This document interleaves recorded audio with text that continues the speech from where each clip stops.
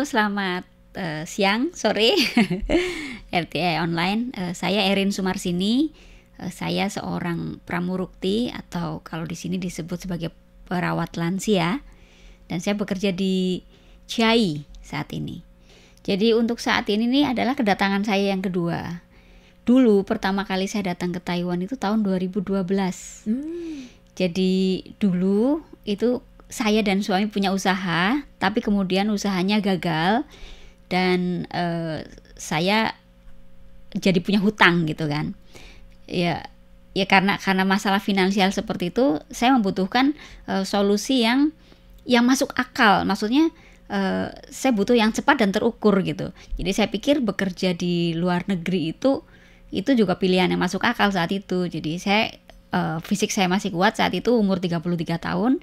Kemudian kemampuan bahasa saya juga dulu selain bahasa Indonesia, saya tidak bisa bahasa Mandarin dulu, tapi saya bisa berbahasa Inggris. Jadi dulu saya rasa itu cukup lah untuk bekal saya bekerja di luar negeri, itu pikiran saya. Jadi kemudian saya menghubungi sponsor atau perantara gitu di daerah saya. Ya itu awalnya ya seperti itu, hanya karena saya mendapat kesulitan finansial karena usaha saya dengan suami itu gagal gitu. Kalau dulu saya itu dulu manut ke sponsor, jadi sebetulnya itu bukan pilihan saya. Saya sendiri tidak kemudian punya pilihan pasti saya harus ke Taiwan, Hong Kong atau Singapura atau ke Malaysia. Itu saya tidak punya pilihan tepat karena 4 negara itu kan tidak ada yang request apa sih kemampuan berbahasa Inggris kecuali Singapura ya. Tapi saat itu sponsor saya bilang karena usia saya sudah 33, kamu ke Taiwan saja. Kemudian pertimbangan berikutnya juga gaji, besaran gaji juga ternyata itu lebih besar di Taiwan daripada saya ke Singapura atau Malaysia. Kemudian kenapa tidak Hong Kong? Karena itu juga pilihan juga di Hong Kong. Itu sponsor saya bilang kalau ke Hong Kong dulu tahun 2012 itu di agensi yang saya ikuti itu harus bayar. Sedangkan ke Taiwan tidak harus bayar. Jadi ya sudah, saya memilih yang tidak bayar saja. Toh sama saja. Saya sama saja pergi jauh dari anak, dari keluarga. Sekalian sajalah seperti itu. Dulu standar sih prosesnya karena biasanya proses-proses seperti itu tuh tahun 2012 itu sudah online ya, sudah mulai terintegrasi gitu. Jadi asal kita identitasnya lengkap dan asli itu masih mudah sekali dulu. Proses saya berproses masuk BLK itu bulan Februari, kemudian berangkat Juni, berarti hanya 4 bulan. Itu termasuk standar itu. Tidak cepat banget tapi juga tidak lama sekali gitu. Jadi 4 bulan itu standar. Dari BLK saya sudah mendapat bekal pengetahuan bahasa yang lumayan gitu. Jadi saya bisa menjawab pertanyaan dalam bahasa Mandarin walaupun saya tidak bisa menulis atau membacanya, seperti itu. Saya dulu pertama datang ke Taiwan tahun 2012 itu langsung ditempatkan di Taipei menjaga Akong yang sakit. Jadi ya menjaga lansia, saya sebagai penjaga lansia. Saya tinggal bertiga dengan Akong dan Ama, tapi Amanya masih sehat. Jadi secara pekerjaan saya tiap hari ya itu mengurus Akong saja sama mengurus kebutuhan rumah mereka berdua aja gitu. Jadi ini mungkin di luar pertimbangan saya ketika dari Indonesia. Saya seorang ibu baru saat itu, jadi anak saya 2 balita dan saya meninggalkannya itu dengan rasa, saya sampai sekarang pun rasa bersalahnya itu masih ada, dan itu yang ternyata tidak bisa saya tanggung di Taiwan. Jadi ketika sudah sampai Taiwan itu saya itu selalu menanggung rasa bersalah karena ketika anak saya tinggalkan itu mereka tidak dengan kesadaran mereka itu menyetujui saya pergi gitu. Jadi saya seperti dicerabut dari akar saja gitu. Jadi saya hanya pamitan, ibu pergi ya. Mereka pasti berpikir sorenya ibu akan kembali, tapi ternyata tidak kembali selama 3 tahun. Itu membebani pikiran saya banget. Dan itu yang kemudian bikin saya saya rasa ini juga masalah banyak orang ya di sini. Tapi entahlah, mungkin kekuatan orang beda-beda dan mungkin kekuatan saya itu tipis. Jadi ketika itu saya rasakan, itu rasanya saya down di sini. Saya sangat tertekan gitu. Dan itu yang menyebabkan kemudian saya itu kehilangan boleh bilang kehilangan kemampuan untuk tersenyum saat itu. Jadi saya tuh selalu bersedih, selalu diliputi perasaan yang gloomy gitu ya. Dan itu benar-benar bikin kakek dan nenek saya itu, kamu kenapa gitu.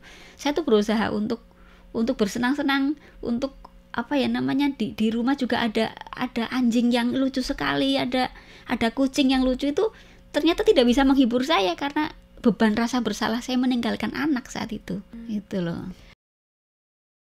Alhamdulillah nenek dan kakek itu orang baik ya. Ya mereka tuh menghargai keberadaan saya di sana itu seperti layaknya manusia. Maksudnya mereka tidak pernah menganggap saya hanya sekedar tenaga gitu. Jadi ketika saya merasa bersedih, mereka juga, ketika saya terlihat sedih, mereka tuh pasti bertanya, kamu kenapa? Saya bilang, saya kangen sama anak. Kemudian mereka kasih saya kesempatan untuk telepon. Tapi itu kan bukan solusi permanen gitu kan, seperti itu. Jadi kemudian udah berjalan beberapa bulan sampai hampir 6 bulan, 9 bulan kok masih tetap seperti itu. Itu kemudian saya hampir setiap bulan saya didatangi agent saat itu. Agent ya hanya memarahi saya kan, seperti umumnya agent, hanya kamu kerja yang baik, tidak ada solusi untuk rasa tertekan saya. Yang kemudian nenek membawa saya ke mungkin itu teman-teman anaknya, saya pikir, karena anaknya itu anaknya dokter, kemudian teman anaknya, karena saya kan bisa berkomunikasi dalam bahasa Inggris, dokter itu kemudian ngobrol dengan saya, dan ternyata dia itu psikolog gitu loh. Saya saat itu tidak diberitahu bahwa itu psikolog, tapi kemudian dari dokter itu saya mendapat bukan pemecahan masalah, tapi bagaimana saya memanage rasa sedih itu. Yang kemudian berawal dari situ saya menemukan jalan coping mekanismenya. Jadi bagaimana cara saya memanage itu, yaitu dengan cara membaca dan menulis. Itulah awalnya kemudian saya merasa sedih itu tidak apa-apa, tapi kita punya saluran untuk mengeluarkannya. Itu saya salurkan dengan cara membaca dan menulis. Dan nenek dan kakek di rumah menyediakan banyak sekali bacaan dalam bahasa Inggris, dalam bahasa Indonesia. Dulu kan masih ada majalah-majalah cetak berbahasa Indonesia tuh. Itu nenek dan kakek memberi saya. Dan semenjak itu saya bisa bekerja dengan lebih baik. Saya bisa memanage perasaan saya dengan lebih baik. Tetap ada rasa tertekan, rasa sedih, tapi saya bisa memanage-nya setelah saat itu. Ya. Membuatnya itu mengalir ya, keluar. Jadi tidak ada sumbatan emosi akhirnya gitu loh. Itu yang bikin kemudian rasa tertekannya tuh tidak ada lagi gitu. Jadi rilis gitu loh. Jadi lebih ya udah gitu. Iya. Jadi kita bisa manage perasaan itu. Nah itu kan nenek memberi saya bacaan-bacaan tuh. Kalau pulang kantor, beliau mampir di toko Indo, mana itu, saya masih ingat tokonya tapi saya lupa namanya. Itu membeli Indosuara, tim magasin dan sebagainya. Itu dari situ saya kenal kawan-kawan dari forum Lingkar Pena saat itu. Dari majalah itu saya kenal kawan-kawan dari Lingkar Pena. Kemudian saya terhubung mereka di Facebook, di grup Facebook dulu.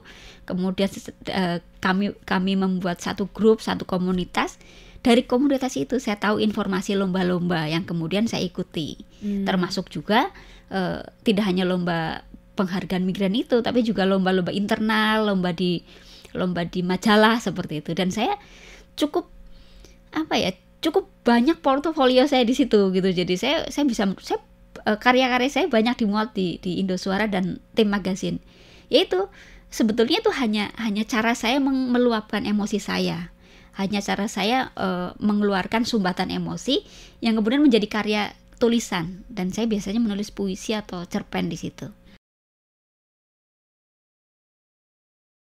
Oke ya, Iveng dan Carlos. Jadi saya itu sudah terbiasa karena saya terbiasa mengungkapkan perasaan dengan menulis.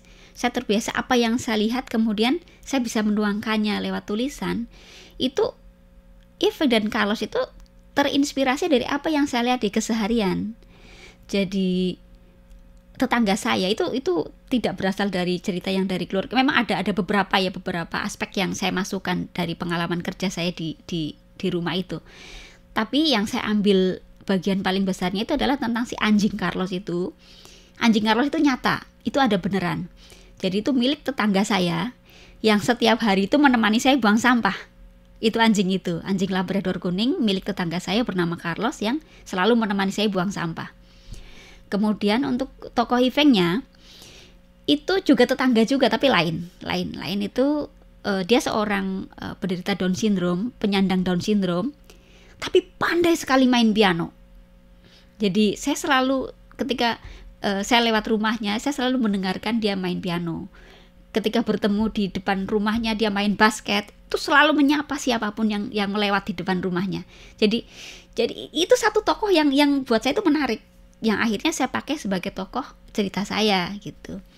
Sebetulnya tuh banyak tetangga saya yang saya jadikan tokoh, tapi untuk cerita Iveng dan Carlos jadi dia itu gitu.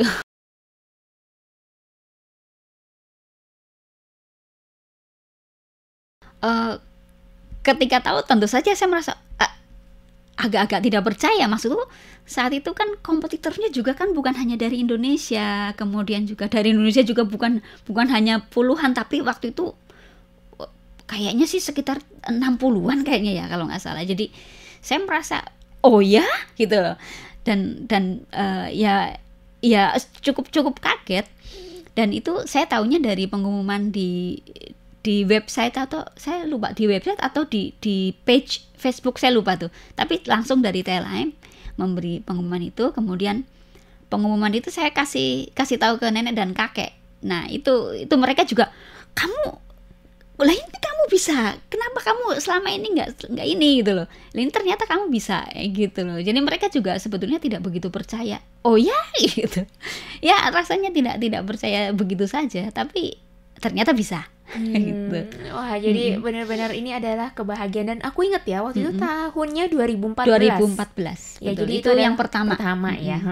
Jadi adalah penghargaan yang pertama nih untuk TLAM, dan Teh Erin ini mendapatkan penghargaan ya. Itu kan sebetulnya nama pena saja. Saya butuh nama yang mudah sekali diingat, kemudian enak diucapkan saja sebetulnya ya. Jadi kalau Cipta itu nama orang tua saya, nama bapak saya itu Pak Cipta.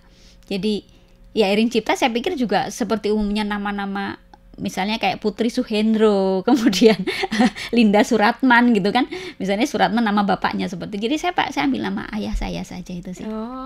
Jadi sebagai nama pena. Nah ini. Jadi ketika tahun 2014 itu sebetulnya kan tahun kedua itu sebelum pulang itu. Jadi saya pulangnya 2015. Jadi saya masih sempat ikut satu kali lagi.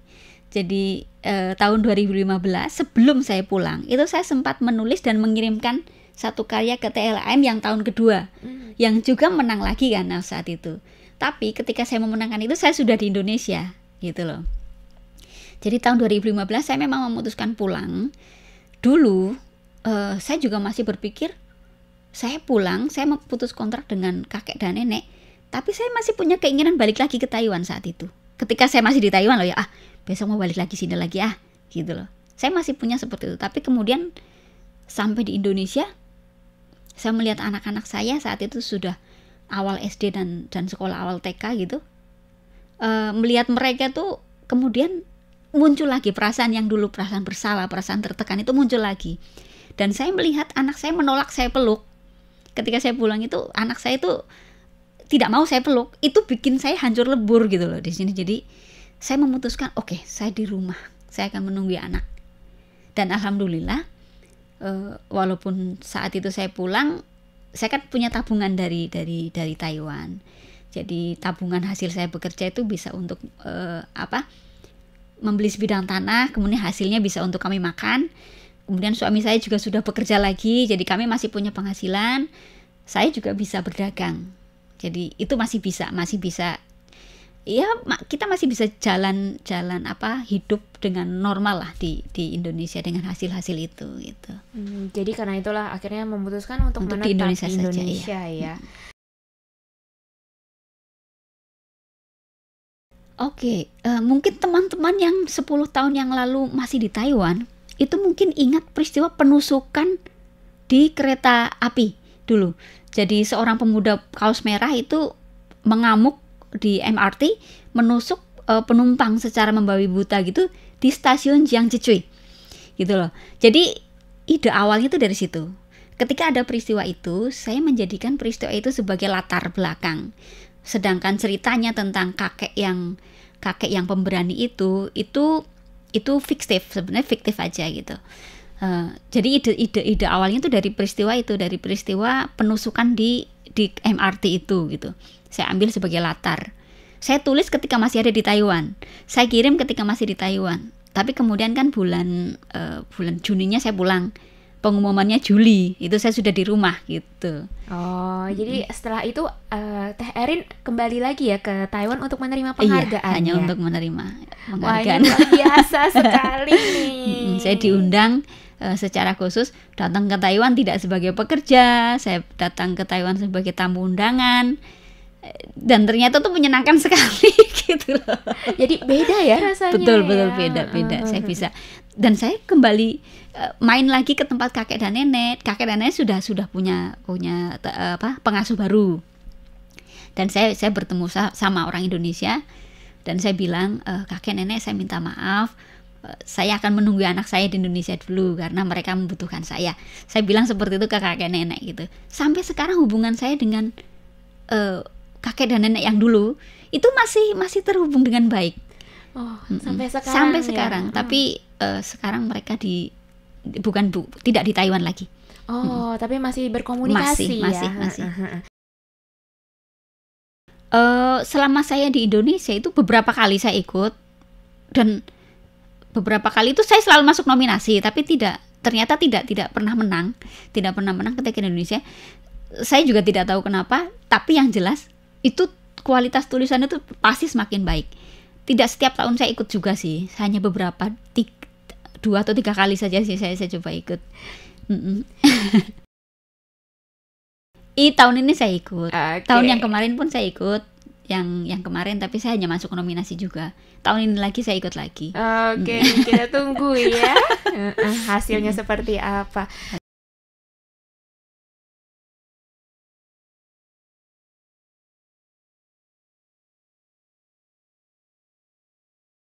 Sebetulnya Gemas itu kan didirikan di Taiwan. Itu ketika saya bertemu dengan teman-teman sesama pekerja migran waktu saya menang lomba yang TLAM itu. Saya bertemu dengan Mbak Nani Riyati namanya. Mbak Nani itulah yang pendirinya, pencetusnya itu Mbak Nani Riyati. Jadi Mbak Nani itu mengajak saya, ayo Mbak, kita bikin satu gerakan. Karena kita kan sama-sama mencintai sastra, kemudian juga ingin menggerakkan orang-orang untuk cinta buku, cinta membaca gitu. Kemudian saya dan teman-teman itu ya akhirnya berkomunitas gitu ya, melakukan satu gerakan. Dan gerakan itu selain kita juga saling bertukar bahan bacaan, kemudian terbersit, ayo kita juga mengumpulkan dana dan mengumpulkan buku-buku untuk nanti kita buka perpustakaan di Indonesia. Dan kebetulan di antara teman-teman yang berkumpul itu, saya, Nani, Umi dan sebagainya, itu kebetulan yang pertama kali pulang ke Indonesia itu saya. Dan kebetulan lagi sebelum pergi ke Taiwan saya juga punya perpustakaan kecil namanya Library for Mom atau Pustaka untuk Ibu. Dan itu kemudian yang saya teruskan. Ketika saya pulang ke Indonesia, saya membawa buku-buku yang dikumpulkan oleh teman-teman Gemas yang lain, ada Mbak Nani, ada dan sebagainya, dan kemudian bergabung juga teman-teman dari Hong Kong dan Malaysia saat itu. Jadi kami semua mengumpulkan dana, mengumpulkan buku-buku. Kemudian saya membuka Gemas pertama di rumah saya di Desa Karangjati, Kecamatan Sampang, Kabupaten Cilacap. Itu saya dirikan perpustakaan terbuka di situ, perpustakaan untuk umum. Dan kebetulan di lingkungan saya itu kan banyak ada pesantren dan sekolah SMP kayak gitu. Jadi buku-buku yang di situ tuh bisa untuk bahan belajar mereka juga. Saya buka untuk umum dan gratis. Itu kebetulan yang pulang saya duluan gitu. Kemudian beberapa bulan berikutnya lagi tuh pulang teman-teman lain, kemudian mereka menyusul membuka juga. Yang saat ini yang di rumah saya masih. Bahkan ketika saya kemudian kan saya di Indonesia terus tuh. Ketika saya di Indonesia kan saya tidak berhenti melakukan kegiatan pustaka itu. Bahkan saya bergabung dengan Pustaka Bergerak Indonesia. Jadi komunitas yang lebih besar se-Indonesia Yang itu kemudian membuat saya kemudian kenal dengan jaringan pustaka seluruh Indonesia. Yang kemudian saya juga masih menulis kan. Bahkan cerpen Carlos itu saya jadikan novel juga kan, akhirnya saya panjangkan naskahnya, saya jadikan novel, saya terbitkan di Indonesia. Dan penerbit yang menerbitkan Carlos itu menyokong kegiatan saya, yang akhirnya Gemas yang tadinya hanya perpustakaan terbuka di desa kemudian berkembang menjadi bank buku. Jadi di tempat saya itu saya juga menyediakan buku-buku untuk perpustakaan lain yang hendak dibuka gitu. Jadi saya menyuplai buku untuk mereka.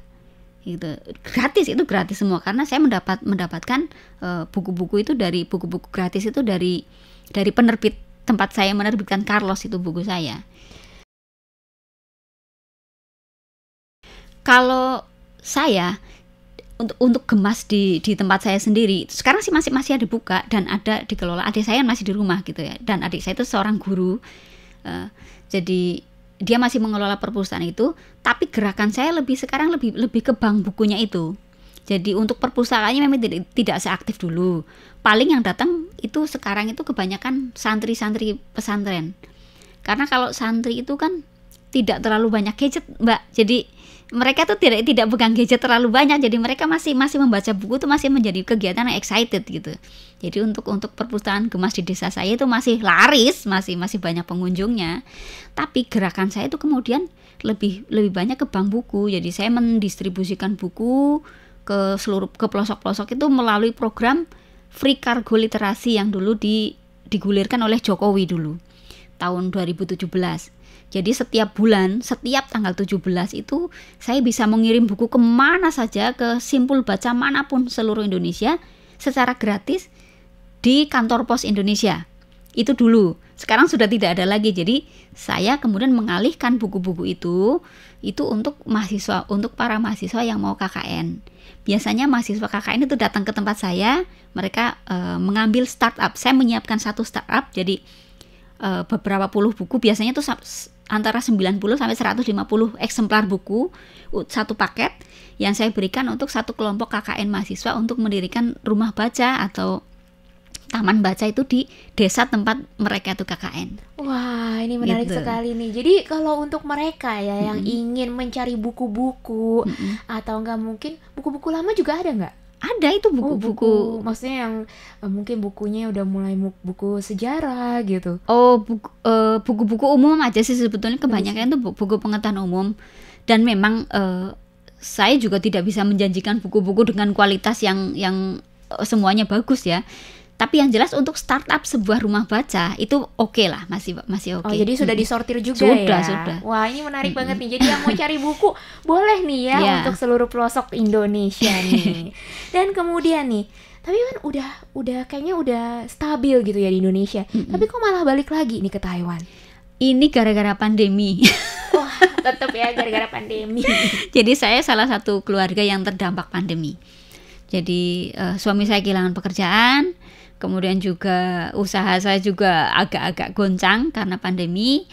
Kemudian juga anak saya juga kan bersamaan dengan anak saya sedang butuh banyak-banyaknya biaya.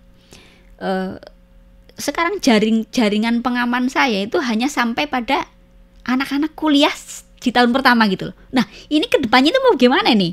Sedangkan saya tidak punya harapan lagi karena suami saya kan kehilangan pekerjaan. Dia juga secara fisik karena dia juga kena COVID-nya. Secara fisik sudah terbatas. Kemudian saya dengan kalkulasi yang saya punya, saya pikir akan saya kalkulasikan, itu kayaknya kalau saya bertahan dengan cara seperti ini, saya tetap hanya berdagang saja di Indonesia, tidak punya penghasilan lain, sepertinya ini akan oleng di 3-4 tahun ke depan, tidak akan kuat. Jadi saya kasihan kalau sampai anak saya harus sampai putus sekolah, karena kan usia saya dan usia suami juga sudah hampir setengah abad gitu kan. Jadi saya pikir, ini saya saat itu sudah 43 tahun. Ini kalau nggak sekarang kapan lagi gitu loh. Jadi ternyata ketika saya mencoba bertanya apakah usia seperti saya masih bisa bekerja di Taiwan, ternyata masih bisa. Usia seperti saya di Indonesia itu sudah termasuk usia-usia yang tidak begitu diminati untuk pekerja, untuk sebagai tenaga kerja. Jadi why not bekerja di Taiwan masih jadi solusi masuk akal kok untuk menyelamatkan keadaan finansial deh gitu. Jadi ya karena pandemi dan anak-anak saya juga kan masih butuh pendidikan. Nggak bisa, itu saya tidak bisa mentolerir untuk itu. Jadi saya kan bahkan sejak anak saya di kandungan itu mereka sudah saya siapkan dana pendidikan gitu loh. Jadi sebetulnya hidup saya juga bukan hidup yang berkelimpahan gitu ya. Saya kan hidup di desa gitu, kemudian hidup saya sederhana. Tapi saya punya tabungan yang untuk keamanan pendidikan mereka gitu. Jadi kalaupun misalnya hidup saya susah pun, itu insya Allah untuk sekolah anak-anak itu saya masih bisa percaya diri lah untuk menyekolahkan anak saya sampai tinggi gitu.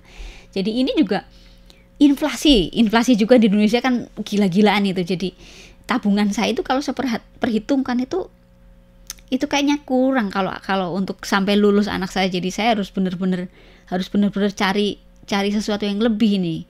Walaupun ya di rumah kalau saya masih mau bertahan di Indonesia, kalau hanya untuk sekedar makan dan jalan hidup seperti biasa itu bisa. Tapi kelangsungan pendidikan anak saya ini yang terancam gitu. Jadi saya nggak bisa diem aja begitu. Jadi saya ya sudahlah. Ternyata kembali ke Taiwan juga masih jadi pilihan yang masuk akal kok. Tidak masalah lah. Saya itu lahir di keluarga miskin, keluarga ekonomi bawah, dan saya merasakan banget pendidikan itu yang membuat kita keluar dari rantai kemiskinan itu, gitu.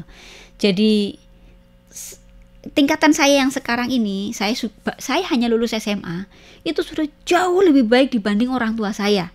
Itu karena pendidikan. Kemudian saya bisa bekerja dulu ya waktu di Indonesia, saya bisa bekerja di sebuah biro wisata, saya bisa berkarya itu ya karena saya sekolah sampai SMA itu gitu. Jadi saya berpikir dengan logika yang sama. Ini anak saya harus berpendidikan lebih baik dari saya ini. Saya lulusan SMA, setidaknya anak saya itu harus di perguruan tinggi gitu. Dan saya bukan soal gelar ya, ini bukan soal gelar, tapi ini soal cara berpikir mereka gitu loh. Jadi ya saya memang tidak memberi toleransi apapun untuk pendidikan gitu. Jadi anak saya harus sekolah, harus. Ya itu satu-satunya, bukan satu-satunya, tapi itu saya rasa itu adalah jalan terbaik untuk kami keluar dari kelas dari lingkaran setan kemiskinan itu gitu loh. Kalau untuk pilihan tempat itu saya serahkan semua ke anak saya. Tapi saya memang melatih mereka untuk punya standar yang tinggi gitu loh.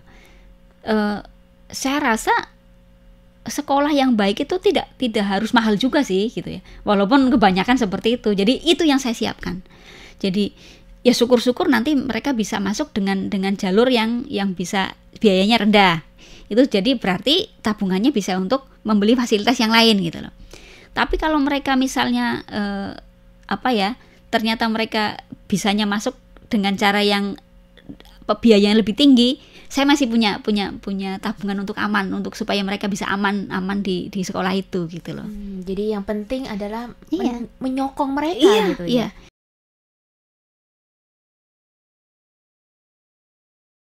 Di Indonesia saya 8 tahun. 8 tahun ya kalau di Indonesia tahun. Ya.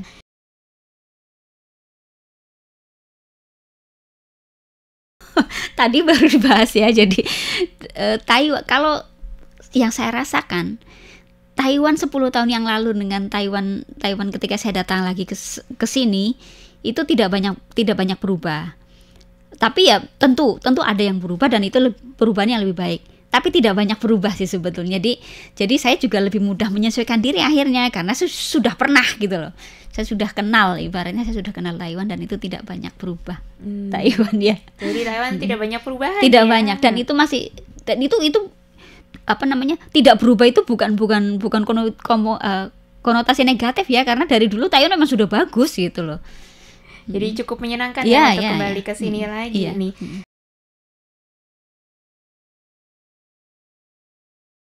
Nah, ini beda sekali keberangkatan saya yang sekarang dengan yang dulu. Kalau dulu kan saya berangkat, jadi saya memposisikan diri, saya itu tidak sendirian, bahwa saya itu ada anak-anak, ada keluarga gitu. Keberangkatan saya yang dulu itu saya merasa seperti dicerabut dari akar karena anak-anak saya tidak dilibatkan dalam rencana keberangkatan saya kan. Jadi hanya saya dan suami yang memutuskan oke, saya bekerja. Tapi anak-anak hanya merasakan ibunya pergi. Jadi tidak dengan concern mereka.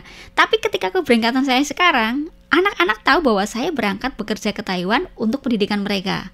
Jadi mereka oke Bu, oke, kita berjuang bersama gitu. Jadi saya dan anak-anak seperti itu. Ibu bekerja di Taiwan, saya di sini di Indonesia belajar dengan baik. Jadi anak-anak dengan kesadaran melepas ibunya gitu. Dan itu yang bikin saya kemudian saat ini bekerja dengan lebih tenang. Saya tidak lagi merasakan seperti dulu saya ibaratnya kayak kakinya ketinggalan satu di Indonesia. Enggak, saya sekarang lebih tenang, bekerja dengan lebih tenang karena saya tahu anak-anak saya itu mengizinkan saya di sini ke sini gitu.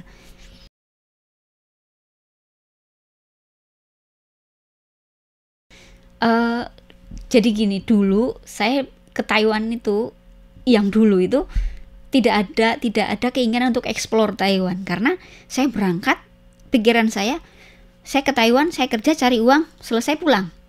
Itu saja dulu, yang dulu itu seperti itu. Yang itu memang kemudian yang menyebabkan saya bekerja dalam situasi yang sangat tertekan kan. Walaupun akhirnya saya menemukan jalan-jalan keluar yang ternyata kemudian justru malah menumbuhkan saya dengan cara menulis itu.